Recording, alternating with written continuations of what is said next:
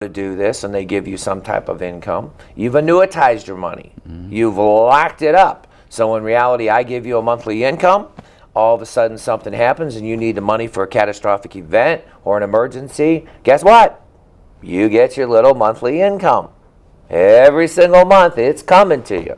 But when you need your actual money that you spent 30, 40, 50 years of your life, not happening. So, that may sound good to some people. I've got 5% a month for life, and my wife continues to get it after I'm gone. But I guess the question I would have is, what happens if I end up in a nursing home and that 5% is not going to cover my nursing home costs, which are pretty high these days? So I can't get the money to support me in the nursing home. Correct. And what you want to do is you want to be careful, because there's a lot of policies out there that will have the ability, if something happens, to have a rider in the actual policy that in fact will give you access to your real account. That is if you don't annuitize it for guaranteed income. Because remember, variable annuity, your money's in the stock market. Yeah. Until you exercise the rider, it's your money. Okay, and there could be a rider on there that waives the surrender charges. But to me, the problem with a variable annuity, if the market does, I put 200,000 and the market drops to 100,000. Well, the first thing I have to do if I don't want to lose any money is I have to liquidate, right? Okay, I'm going to take the hit. I'm going to liquidate. I can't afford to lose any more money. But now I'm going to lose more money because there's a surrender charge. So why would I want to, as a retired person, put my money in a product that has a surrender charge? So when the market takes a hit and I want to get out, I'm already going to lose. So I get penalized for losing money. I get penalized for losing money. Yeah. Or you can stay in their money market paying, 0.12%. So the key we want to understand, is there something out there that can protect me? Yes. In the index annuity business, right now, things are great because the fear of dying has been replaced with the fear of living too long. But what we want to do is we want to be clear so people can be educated and understand the truth. And the truth is very simple. Policies will compound accounts anywhere between 6, 7, 8% every single year. So if you put in $200,000, I will compound your money by 8%. Okay? It's real. They'll compound it by 8%.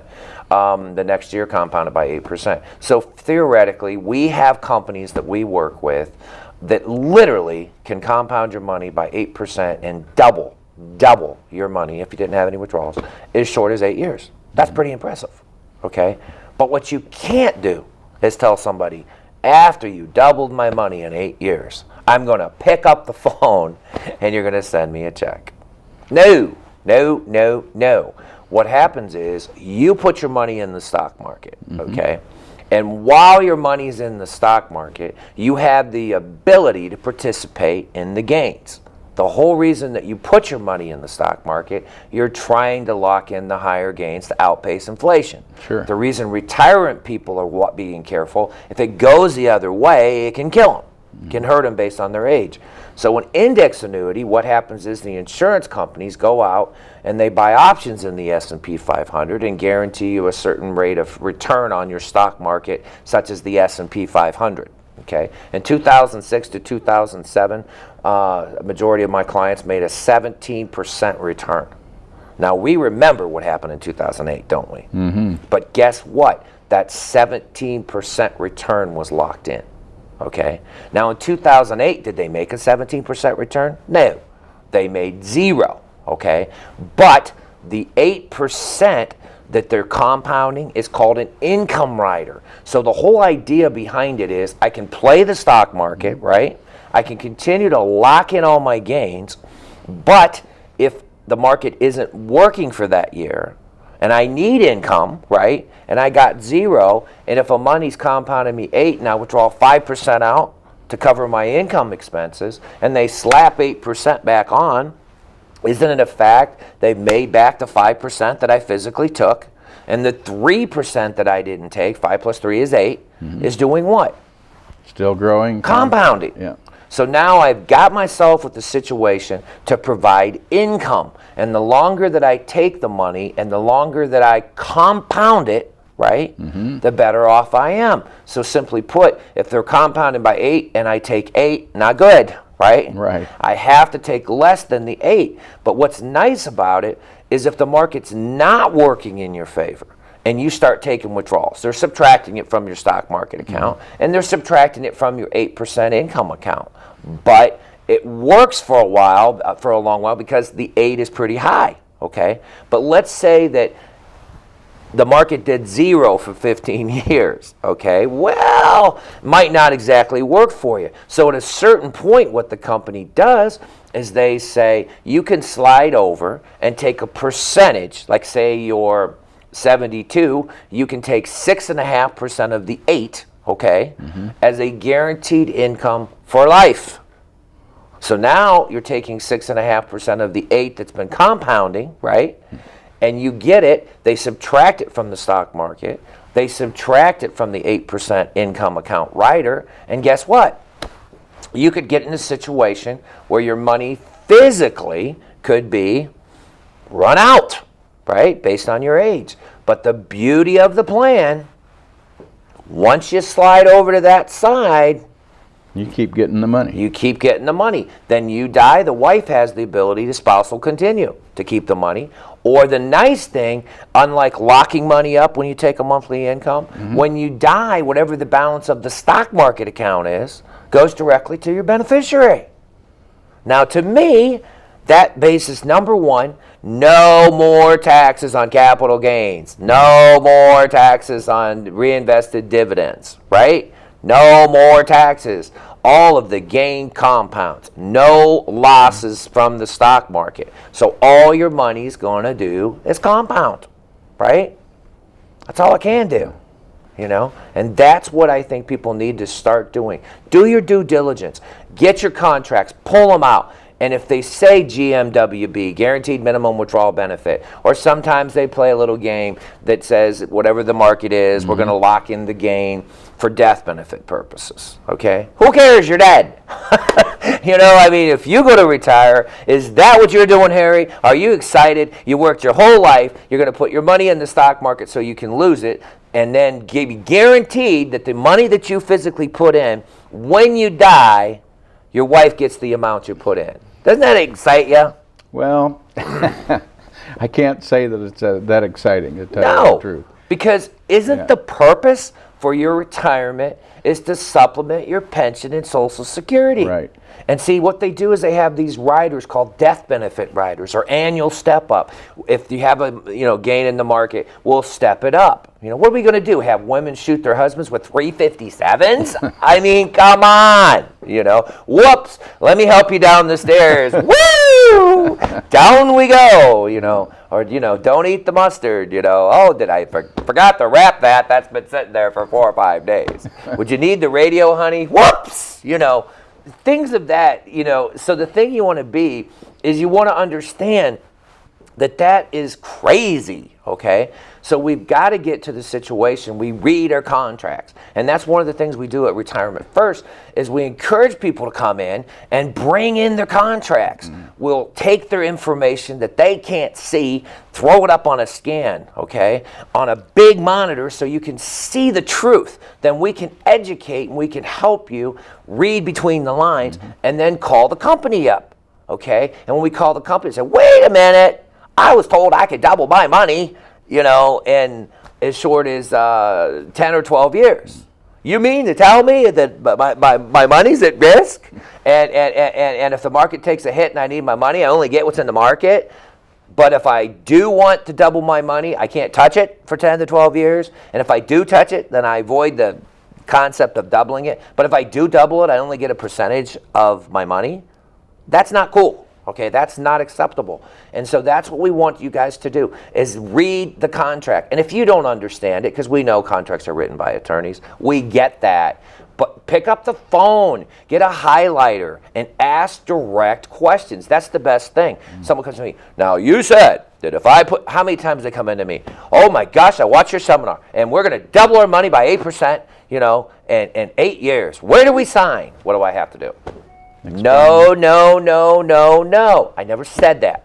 I said that we'll double your money in 8 years for the purpose of income, which you can use while you're trying to make your money grow in the stock market, and we'll lock in all the gains and there'll be no losses in the stock market. The object is not to use that money for your whole life. It's to lock in the gains and pull off so that you don't run out of money. Isn't that better than investing 100% of your money in the stock market? And when the market has a negative, you're taking income from negative money? And then when the money's positive, guess what? We get a 39.60% dividend tax, and we get a 20% capital gains tax, and a 3.8% tax. On what? On the gains. But then when the stock market crashes, does the government give you a refund? Never has. For your dividend and your capital gains taxes? It's not out there. Yeah. Well, the other thing that people get concerned about, obviously, if they have invested in products that all of a sudden appear not to be working well for them, and they want to take a look at something that might be better for their retirement, then they start looking at the penalty to get out of it. What can we do to help them? Man, John, are you kidding me? I went to your seminar. I've lost $25,000, and now you expect me to get out with an 8% surrender charge? Are you insane? Haven't I already told you I've lost my money? Absolutely. So what we do is we design plans and we go after them. And you want to understand, commissions typically can go anywhere between 10, 15, to 20% in the industry to sell someone an annuity. Whew, that's a lot of money. We work on a low volume of commission so that we can sell products that are not ridiculous, okay, in high commissions, and pass on our commissions in the form of the bonus. So as soon as you invest the money from the company, say you liquidated your plan, okay, and you got a 6% surrender charge. Well, we can give you an 8. Now that overcomes the 6% penalty, plus you got a little icing on the cake. Now, after that happens, you also get your money now can compound at a rate of return of 8% while it's also in the stock market. CDs, don't stay in for 20 years, 30 years, 5 years, 20. Oh, I'll get 90 days worth of penalty interest. Who cares?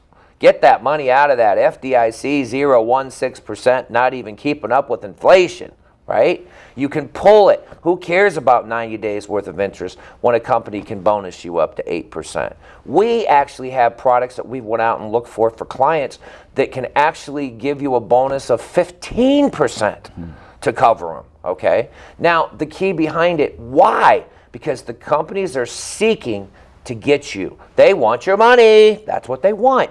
But there's good products out there, and it's very simple. If you do your due diligence and you look hard, you'll find them, okay?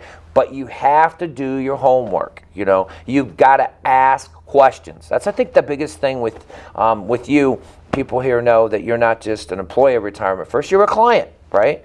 And I mean, I think you thought you fully understood what you were into, but maybe you kind of listen to the verbal a little bit, right? Well, we have a tendency to do that. Contracts are difficult to read. And that's not what you went in your career for, right? You went in your career and did your thing, and so the whole object behind it was you expected them to do their thing. And what I have to tell people in today, please don't sit there and think that if you go in front of somebody that they're obviously going to tell you the truth, okay?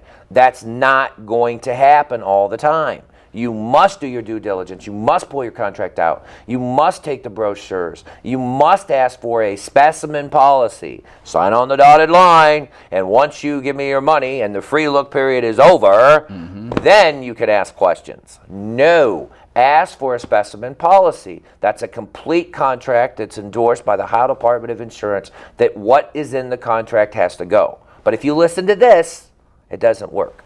So in reviewing, tax deferral, tax deferral, tax deferral. Get your CDs, savings accounts, checking accounts. Get your mutual funds and your stocks away from the 39.60% dividend and the 15 to 20% capital gains tax. Protect the money and keep it out of the stock market. Very important. Sounds good, John. I think this is a lot of good information for our listeners today. So what we're going to do, we'll probably talk in our next session.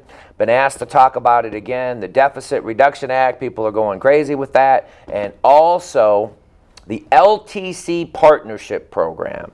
How can I purchase long-term care insurance, and if it runs out, the government cannot spend down my assets so my spouse is protected and my children are protected? Okay? So remember, vote, vote, vote. Make sure you do your due diligence and research. And until next time, I'm John Zedan, and this is my co-host, Harry Kimes. Thank you, and have a pleasant afternoon.